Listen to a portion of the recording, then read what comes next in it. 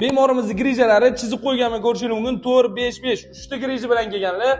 Muolaja olganlar o'zgarish, cho'tki qanaqaligini video davomida aytib beradilar, ko'rib olasiz. Keyingi bemorimiz yaqinroq kelasiz. Ikkinchi bemorimiz 5 mm, 5,5, 4,3 mm bilan 3 ta grija bilan kelganlar. Buni ham o'zgarish, cho'tki yurib harakat qilib, kerak bo'lsa, kopto deb beradilar. Videoning oxirida hammasini o'zingizlar guvoh bo'lasizlar, video kuzatib boringlar. Bizda qizdirish jarayonlari. Demak do'stlar, qizdirish jarayonlari bo'ladi. Keyin bo'lsa, qirsillatib barmoq osish jarayonlari, belni qirsillatishlar, manual terapiyalari sekin o'zingiz kuzatib borishingiz mumkin. Akalarimni ikkinchi kelishlari, uchinchi kelishlari, demak bular uchinchi kelishi tajribali bular ikkalovi ham. Shuning uchun kuzatsangiz, qanchalik o'zgarish bo'lganini o'zlari aytib berishadi. Siz ham shunaqa grijadan qutulib olib, yangi yillarni orasida kutmoqchi bo'lsangiz, hali bir hafta imkoniyatingiz bor. Yangi yildan keyin ham biz har doim ishlaymiz. Pastdagi nomerga murojaat qilib kelishingiz mumkin. Yil yakuniga akalarimizni xudo xolisa yaxshi effekt qilishga harakat qildik. Hammasi Allohning izni bilan. Bizda bo'lsa shunchaki sababchi bizni muolajani qirsillatish jarayonlarini sizlarga ko'rsatishda davom etamiz.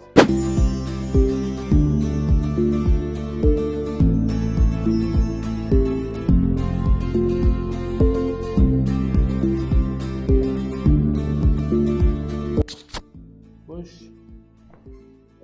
Biraz bosh. Qirsillash cho'tki, endi bo'lsa qo'llarni qirsillatib, oyoqlarni boylab, osilish jarayonlari kuzatib boring, qiziq bo'ladi.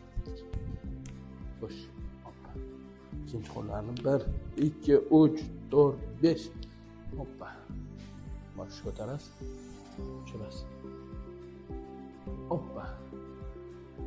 Videolardan mashqlarni ko'rib, o'sha mashqlar o'zidan yaxshi bo'lib, shunchaki shu Zuhurdinagani oldilariga borib profilaktik qilsam, undan ham yaxshi bo'laman degan xayolda kelgan bemorimiz ketdik.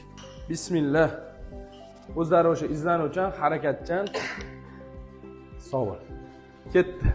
Bismillah. 1 2 3 4. Demak, nima gapimiz so'z? 5 daqiqa ichida ikkinchi akamni ham osib olgandan keyin ikkalovlaridan bitta qilib so'raymiz.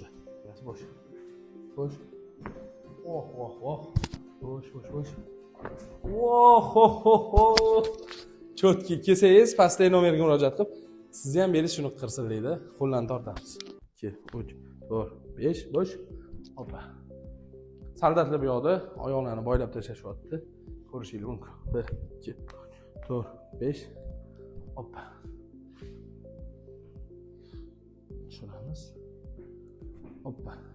Muolajani ma'nosi umurtqa pog'oni rastiyashga, ya'ni cho'zilish bo'lganda qon yaxshilanadi, yallig'lanishga ketadi. Umurtqa pog'onida disk uchrasida rezorpsiya holati ketdik. Tezroq bo'ladi. Bu grija o'z-o'zini yo'q qilish holati tezroq bo'ladi. Grija kichrayadi. Dori-kol tabletka yo'q bizda. Hech qanaqa dori-kolsiz akalarim 1 2 3 osilib davolanishadi. Ketdi. Bismillah. Cho'tki. Endi akalardan taassurotlarni eshitamiz. Ikkita akalarim, ikkalovi ham bitta joydan kelishgan, o'tgan safar bilan muolajani olib ketishgandan keyin tanishib, qadrdon bo'lib qolishgan. Bularning yana bittaligi bundan oldingi videoda chiqdilar. To'g'rimi? Endi mana birga kelishib, muolajalarimiz balkim yoqqanligidandir. Qani endi so'raymiz. Assalomu alaykum, yana bir bor xush kelibsiz. Assalomu alaykum, yana bir bor xush kelibsiz. Aka, birinchi sizdan boshlaymiz. Yoshingiz hurmati bor. Endi birinchi kelganingizda qattiq og'ridi. Belim og'rirdi. Oyoqqa berarmidi? Oyoqqa bermasman, faqat belda edi. Bel necha millimetr dedik boya? 5, 5,5, 4, 3 millimetr bor edi. 3 ta grijalar bor, xo'p. Harakat qilganda og'rib qolardi, ishlamasdan hozir bemalol ishlab.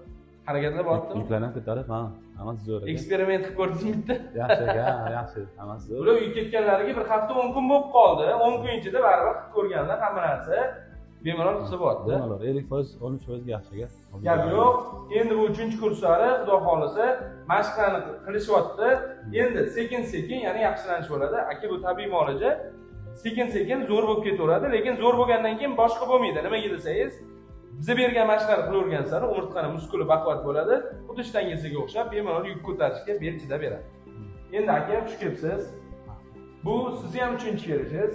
Birinchi kelishingizda 2 marta shu joyda qolib, yotoq ovqat muolaja hammasi ichida xo'p davolandirib, boya aytib o'tganimdek, akam bizani hamma videoni ko'rgan. Misol uchun falon video desangiz hammasini biladi. Chunki kuzatuvchilar bitta oldingi safarlar mashq qilib yurishlaringiz bizlar ko'rib qolganingiz haqida bitta o'zi gapirib bering.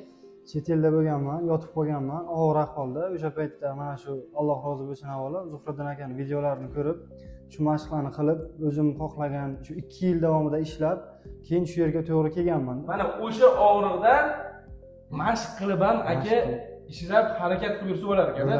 Men chet davlatda ishlaydigan, yashaydigan akalar borda, misol efirlarda Zuhriddin menga ko'rsatma bering, nimadir tashlab bering deyshadi. Men aytaman-da, aka sizni ko'rmay masofadan hech nima qila olmayman. Lekin videolarimizni ko'rsangiz, videolarimiz ichida doktor bo'lib ketadigan darajada ma'lumot ko'p deyman-da. Mana akam ham ko'rganlar, ko'rib kelgan, ikkalovi ham ko'rib kelishgan. To'g'rimi-ki? Ma'lumot ko'p-a? Keyin bir kuzataman, videolarni ko'rib boramiz. Mana shu ma'lumot ko'p-a? Shunday. Mashqlarni buni ham qilganlar. Mana o'sha mashqlar bilan yaxshi yurishgan.